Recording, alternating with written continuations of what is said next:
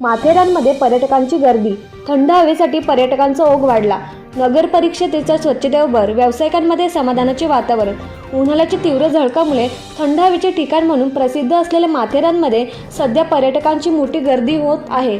पर्यटन हंगामाला चांगला प्रतिसाद मिळत असल्याने येथील व्यावसायिकांमध्ये समाधानाचे वातावरण असून 15 जूनपर्यंत हा हंगाम असा सुरू राहण्याची अपेक्षा व्यक्त केली जात आहे. लाल मातीचे रस्ते, हिरवागार निसर्ग आणि वाहनमुक्त वातावरणामुळे माथेरान पर्यटकांचे आकर्षण ठरत आहे. Sunset point, Luisa point, one tree hill, echo point आणि पॅनोरामा पॉइंट या प्रेक्षणीय स्थळांवर पर्यटकांची विशेष गर्दी दिसून येत आहे. सूर्योदय आणि सूर्यास्ताचे विहंगम दृश्य पाहण्यासाठी पर्यटक पहाटेपासून आणि सायंकाळी मोठ्या संख्येने या ठिकाणी भेट देत आहेत. पर्यटकांच्या वाढत्या संख्येमुळे हॉटेल, स्टॉलधारक, घोडेमालक आणि अन्य व्यावसायिकांचे व्यवसायात वाढ झाली आहे.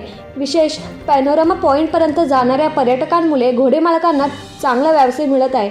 दरम्यान वाढत्या पर्यटनाच्या पार्श्वभूमीवर माथेरान नगर परिषदेकडून स्वच्छतेवर विशेष भर दिला जात असून पर्यटकांना स्वच्छ आणि आनंददायी वातावरण मिळावे यासाठी विविध उपाययोजना करण्यात येत आहेत. मुंबईजवळील हे निसर्गरम्य पर्यटन स्थळ सध्या पर्यटकांच्या उत्साहाने गजबजून गेले आहे. रेखा चंद्रकांत चौधरी, हॉटेल कृष्णाची व्यावसायिक. माथेरान इथे भरपूर पर्यटक येत आहेत, पण त्या पर्यटकांनी 2 ते 3 दिवस राहावं यासाठी मनोरंजनासाठी विविध उपाययोजना कराव्यात.